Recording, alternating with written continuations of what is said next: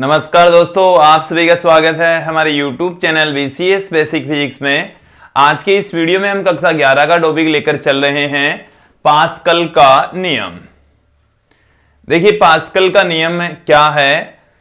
इन्होंने तरल पदार्थों के लिए एक नियम प्रतिपादित किया और उस नियम में यह बताया कि यदि गुरुत्वाकर्षण बल अनुपस्थित होता है तो किसी पात्र में सभी बिंदुओं पर दाब एक समान रहता है।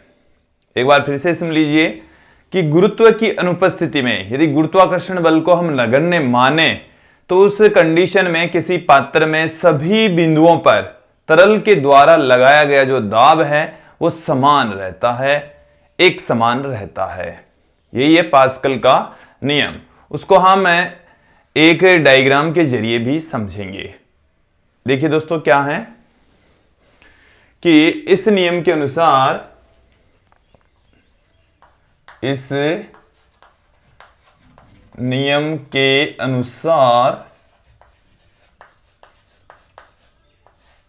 यदि हम गुरुत्व को नगण्य मान लें, गुरुत्व नगण्य माने तो साम्यावस्था में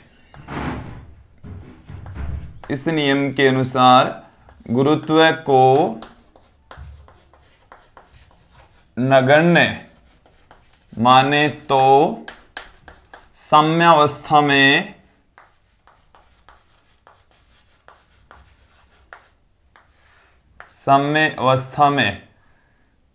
तरल के सभी बिंदुओं पर तरल में सभी बिंदुओं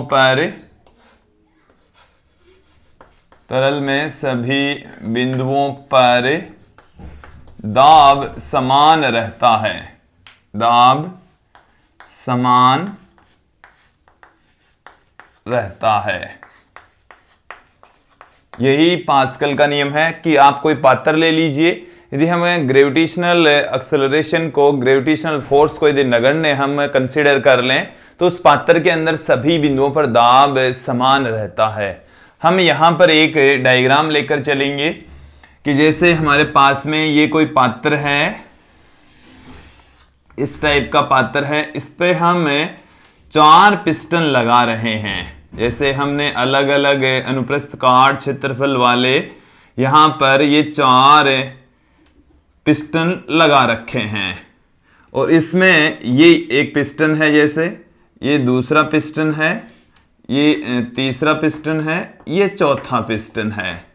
इनके अनुप्रस्थ काट क्षेत्रफल अलग अलग हैं। इस पात्र के अंदर हमने एक लिक्विड भर रखा है, फ्लूइड भर रखा है। तो देखिए दोस्तों, इसका यदि हम अनुप्रस्थ काट क्षेत्रफल A1 कंसीडर कर लें, इस पर लगने वाला जो बल है वो F1, इसका अनुप्रस्थ काट क्षेत्रफल और बल A2 F2, इस पर F3 A3 F4 A4, हम इस तरीके से इनको कंसीडर कर लेते हैं। आप लोग भी इनको अच्छे से समझ लीजिए। हमारे पास में एक पात्र है जिसमें 4 पिस्टन है जिनके अनुप्रस्थ काट क्षेत्रफल A1 A2 A3 और A4 हमने लिया है। ये एक इस टाइप का पात्र है जिसमें 4 पिस्टन लगे हुए हैं जिनके अनुप्रस्थ काट क्षेत्रफल A1 A2 A3 A4 हैं। इन पिस्टन पर इस तरल के द्वारा लगने वाला जो बल है वो है F1 F2 F3 और F4।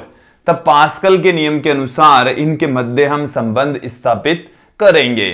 तो देखिए दोस्तों क्या है,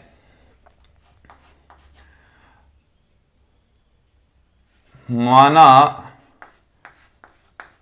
एक पात्र है, पात्र में A1 A2 A3 A1 A2 A3 A4 अनुप्रस्थ काट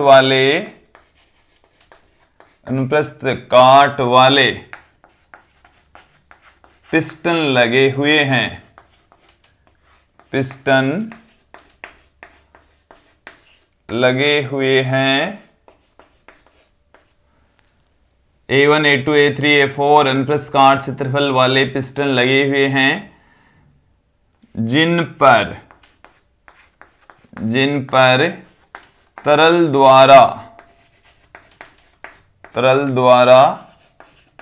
लगाया गया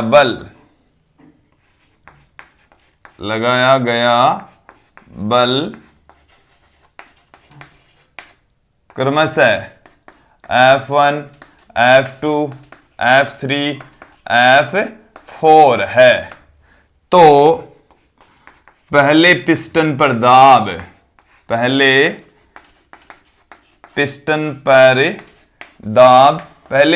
पर दाब क्या होगा?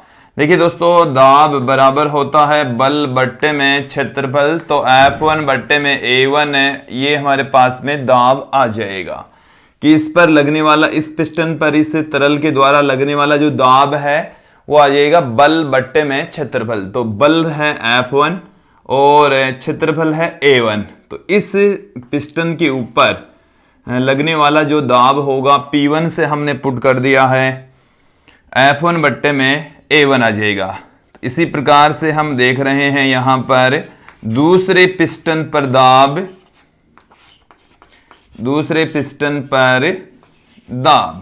तो दूसरे पिस्टन पर जो दाब है वो आ जाएगा P2, जो कि F2 बट्टे में A2 के इक्वल होगा। इसको हम देते हैं इक्वेशन नंबर 2। फिर इसी तरीके से हम तीसरे पिस्टन पर, चौथे पिस्टन पर लगने वाले दाब को देख लेते हैं। यहां पर देखिए, तीसरे पिस्टन पर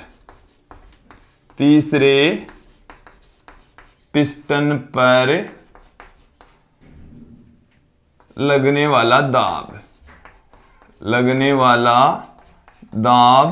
तीसरे पिस्टन पर लगने वाला जो दाब है वो P3 बराबर आ जाएगा F3 अपॉन में A3। इसी प्रकार से चौथे पिस्टन पर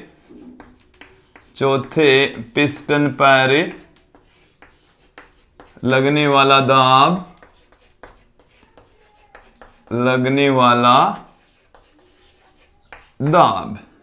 तो वो आ जाएगा P4 बराबर F4 बट्टे में A4। और पास्कल का नियम ये कहता है कि सभी पिस्टनों पर जो दाब होगा वो समान होगा। एक बार देखो, यदि हमने गुरुत्व को नगण्य कंसीडर कर लें तो सभी बिंदुओं पर दाब समान रहता, अर्थात सभी पिस्टनों पर जो दाब है वो समान रहेगा। तो पास्कल के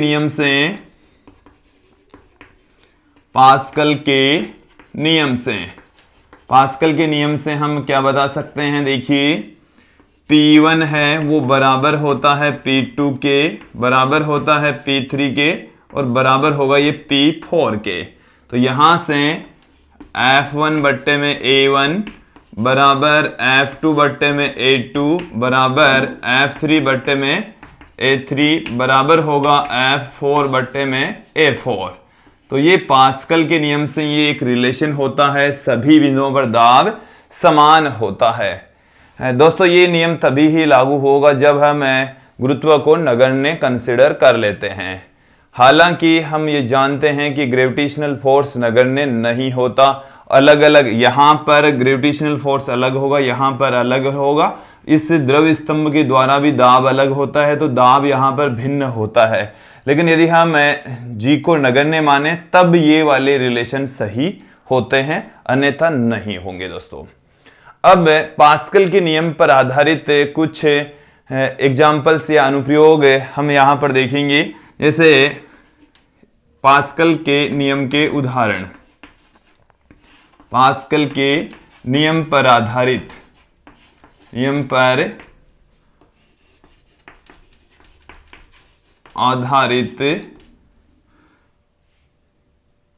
उदाहरण वाले उपकरण। तो देखिए दोस्तों, पहला जो एग्जांपल हम ले रहे हैं वो है हाइड्रोलिक लिफ्ट।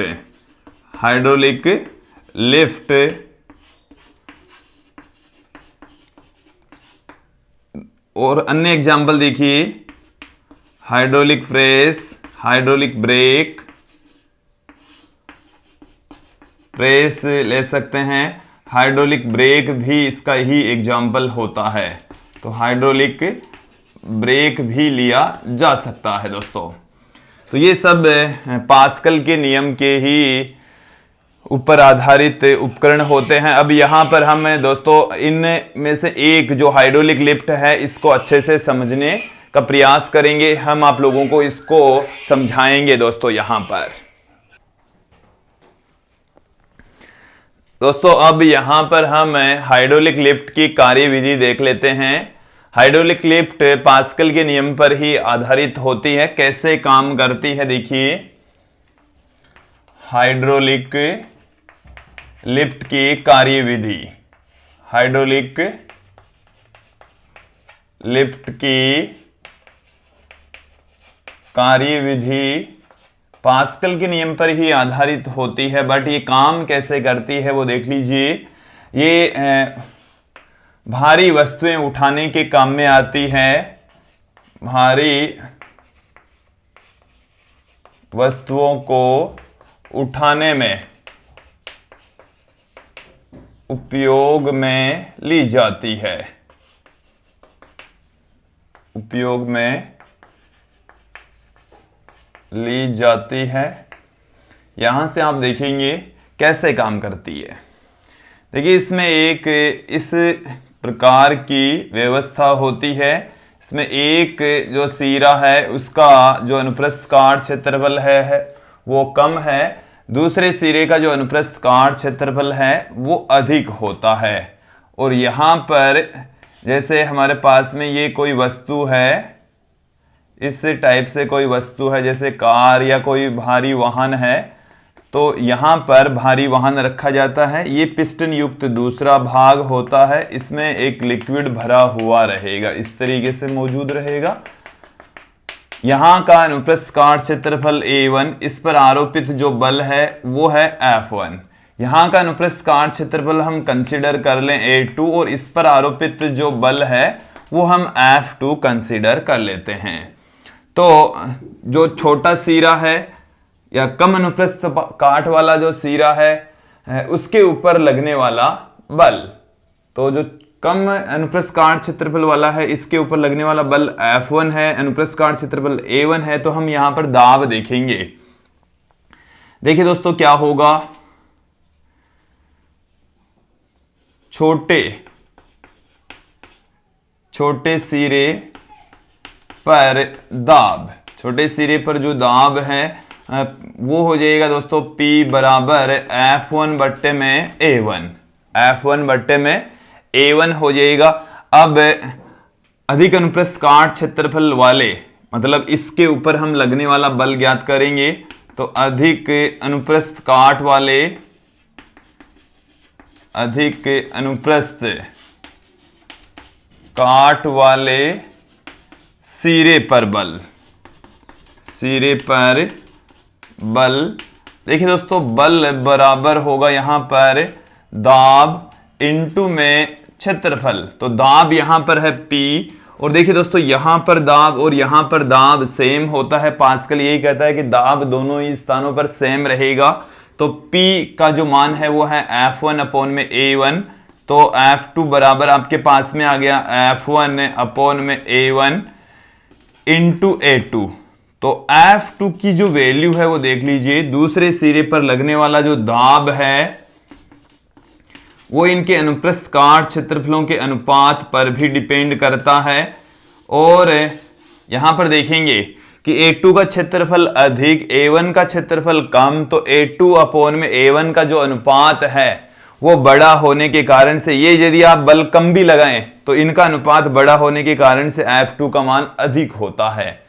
तो आप कम बल लगाकर भी अधिक भार उठा सकते हैं किसी हाइड्रोलिक लिफ्ट के द्वारा। तो कोई भी जो हाइड्रोलिक लिफ्ट है उसमें हम कम बल आरोपित करेंगे और उसके एक सिरे पर कम बल लगाएंगे तो दूसरे अधिक अनुप्रस्थ काट क्षेत्रफल वाले सिरे पर अधिक बल लगेगा, जिससे हम भारी वस्तुओं को उठा सकते हैं दोस्तों।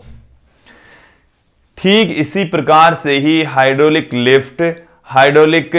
लिफ्ट की भांति ही हाइड्रोलिक प्रेस है, हाइड्रोलिक ब्रेक है, वो भी इसी तरीके से ही काम करते हैं। देखिए दोस्तों हाइड्रोलिक ब्रेक की क्रियाविधि भी देख लीजिए। जैसे ये हमारे पास में कोई टायर है और इस टायर के अंदर ये एक ब्रश वाला हिस्सा होता है जिसकी सहायता से इस टायर के ऊपर ब्रेक लगाया जाता है अर्थात इसको रोका जाता है। तो देखिए यहां पर इसके पीछे यहां पर इस तरीके से पिस्टन युक्त भाग होता है, इस तरीके से एक नलिका होती है। इस नलिका का जो यहां का अनुप्रस्थ काट क्षेत्रफल है वो है कम, यहां का अनुप्रस्थ काट क्षेत्रफल है वो है कम, और यहां का अनुप्रस्थ काट क्षेत्रफल है वो है अधिक। तो यहां पर अनुप्रस्थ काट क्षेत्रफल कम, बल भी कम लगाओगे तो यहां का अनुप्रस्थ काट क्षेत्रफल अधिक, A2 का मान ज्यादा, तो यहां पर बल भी अधिक लगेगा। यहां पर और यहां पर दाब समान होगा, तो इधर हम इस स्थान पर कम बल लगाते हैं लेकिन यहां पर अधिक बल लगेगा। जो टायर है उसके ऊपर ये ब्रश आरोपित हो जाएगा और ये घूमना बंद कर देगा दोस्तों। तो इसकी सहायता से ही है हाइड्रोलिक ब्रेक। ठीक उसी प्रकार से आपने बड़े जो ट्रक आते हैं जिसे हम डंपर कहते हैं, या जो ट्रॉली वगैरह होती है ट्रैक्टर ट्रॉली, तो उसमें भी इसी तरीके से ही पिस्टन लगे होते हैं। देखिए हम किसी ट्रैक्टर ट्रॉली की बात करते हैं तो उसमें इस तरीके से यदि उसको खाली करना, जैसे पत्थर से भरी हुई है, इसको खाली यदि आप कर रहे हैं तो एक इस तरीके से पिस्टन युक्त भाग होता है, एक पिस्टन में दूसरा पिस्टन लगा होता है। वो जो पिस्टन है वो ट्रैक्टर से एक छोटी पतली पाइप से जुड़ा होता है, उसमें लिक्विड भरा होता है। तो यहां का अनुप्रस्थ काट क्षेत्रफल कम होता है, यहां पर बल भी कम लगाया जाता है, लेकिन इस पिस्टन का जो ट्रॉली के अंदर लगा हुआ है उसको खाली करने के लिए यहां पर लगा होता है, इसका अनुप्रस्थ काट क्षेत्रफल अधिक, तो बल भी यहां पर अधिक काम करेगा। ये जो ट्रॉली है पत्थर से भरी हुई है फिर भी ये खाली हो जाती है, इतना ये शक्तिशाली इस पर बल काम करता है। तो ये पास्कल के नियम पर ही आधारित होते हैं। तो दोस्तों ये था पास्कल का नियम और उस पर आधारित कुछ एग्जांपल्स। आज के इस वीडियो में इतना ही, धन्यवाद दोस्तों।